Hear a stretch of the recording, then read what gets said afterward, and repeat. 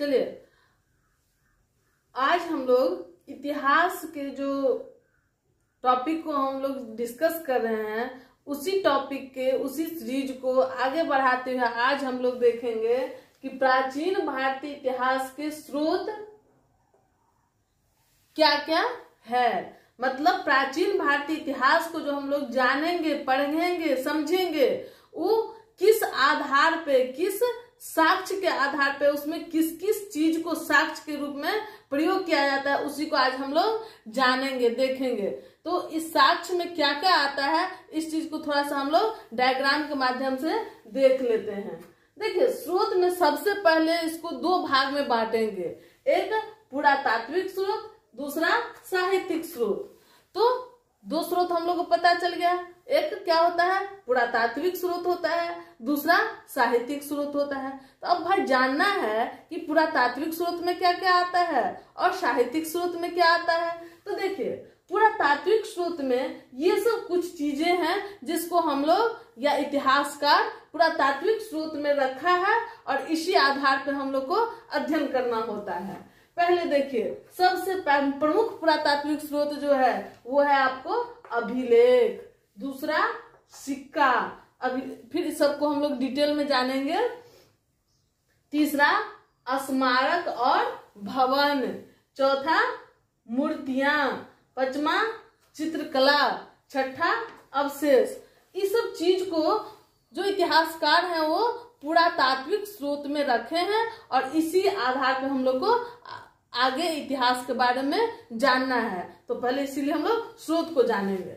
अब देखिए, दूसरा स्रोत जो है वो है साहित्यिक स्रोत। साहित्यिक स्रोत में क्या क्या आता है, इसको दो भाग में बांट दिया गया है, एक धार्मिक साहित्य, दूसरा धर्मेत्तर साहित्य। जो धर्म से हटके किताब है उसको धर्मेत्तर साहित्य में रखा गया है और जो धर्म पे आधारित किताबें हैं, ग्रंथ हैं, उसको धार्मिक साहित्य में रखा गया है। अब धार्मिक साहित्य भी जो है वो कई प्रकार का है, जिसमें मुख्य रूप से हम लोग तीन धर्म के साहित्य का अध्ययन करेंगे।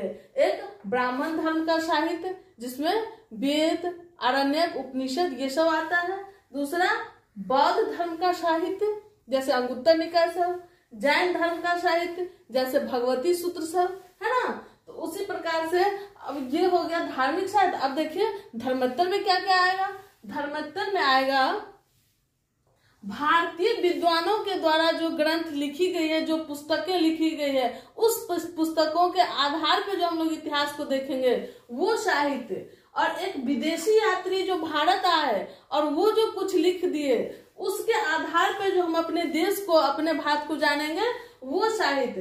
तो दो प्रकार का धर्मेत्तर साहित्य, एक है भारतीय इतिहासकारों के द्वारा लिखा गया साहित्य, दूसरा विदेशी यात्रियों के द्वारा, विदेशियों के द्वारा लिखा गया साहित्य। तो इन सभी चीजों के आधार पे हम लोग प्राचीन भारतीय इतिहास का अध्ययन करते हैं। तो चलिए इस डायग्राम अपने दिमाग में बैठा लीजिए, इसे जैसे भी हो सेट करना है अपने दिमाग में। फिर आगे हम लोग एक एक करके इसको विश्लेषण करेंगे और उसमें जानेंगे कि अभिलेख, जो पुरातात्विक स्रोत में अभिलेख है, सिक्का है, स्मारक है, उसमें कौन कौन चीज है, क्या है, नहीं है, इसको जानना है डिटेल में। सबसे पहले हम लोग पुरातात्विक स्रोत को विश्लेषण करके देख लेते हैं।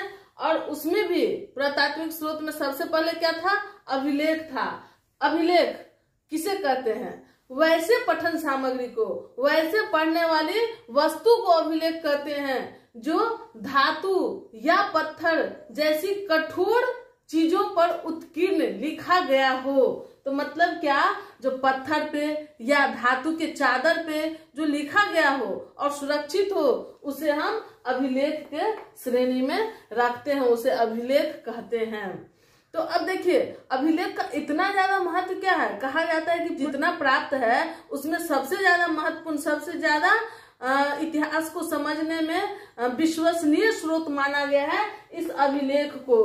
क्यों भाई, ऐसा क्या बात है अभिलेख में? ऐसा इसलिए माना गया है कि ये एक कठोर सतह पे जो वर्तमान शासक थे उन्हीं के किसी न किसी आदेश के कारण, चाहे वो सरकारी आदेश हो या निजी किसी कारणवश वो खुदवाए हो, तो इसी उसमें वो कोई अपने मन और अपने विचार से कुछ ज्यादा से ज्यादा नहीं लिख पाएगा, तो मतलब साहित्य में जो लिखा जाता है उसके अपेक्षा कम इसमें छेड़छाड़ की गुंजाइश होती है, क्योंकि ये कठोर सतह पर उत्कीर्ण कराया जाता है और स्वयं शासक के दिशा निर्देश के अंतर्गत इसको उत्कीर्ण कराया गया माना गया है। इसलिए अभिलेख को सबसे अधिक महत्वपूर्ण स्रोत के रूप में मान्यता प्राप्त है।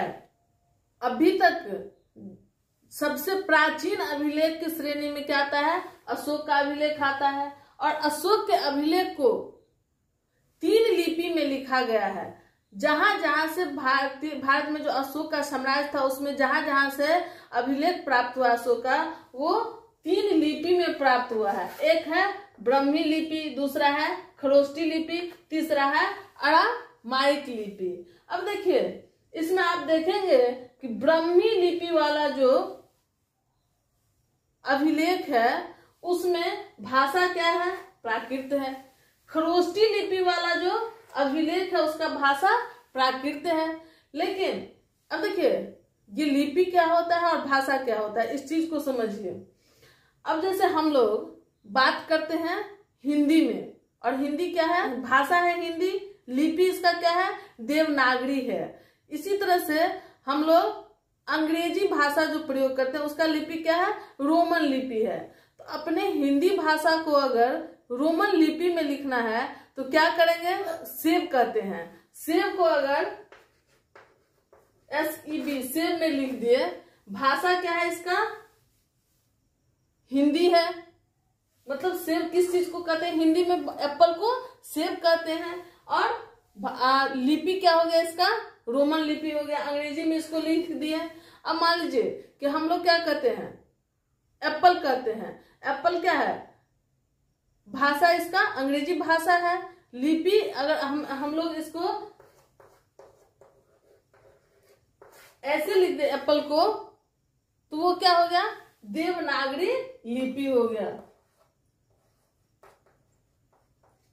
मतलब हम लोग क्या किए? तो अंग्रेजी भाषा को देवनागरी लिपि में से लिख दिए। हम लोग यहाँ पे शिव को, हिंदी भाषा को रोमन लिपि में लिख दिए।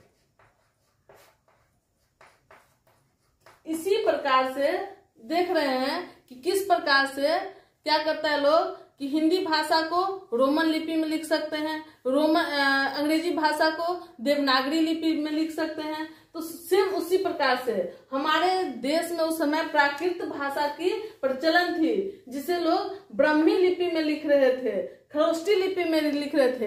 एक बार ये भी पूछा जाता है खरोष्टी लिपि किस प्रकार से लिखा जाता था? तो खरोष्टी लिपि दाएं से बाएं की ओर ऐसे लिखा जाता था। हम लोग जो देवनागरी लिपि लिखते हैं तो इधर से बाएं से दाएं की ओर, बाएं से दाएं की ओर लिखते हैं। लेकिन खरोष्टी भाषा का जो लिपि होता था वो दाएं से बाएं की ओर लिखा जाता था, जैसे फारसी लिपि लिखा जाता है ना।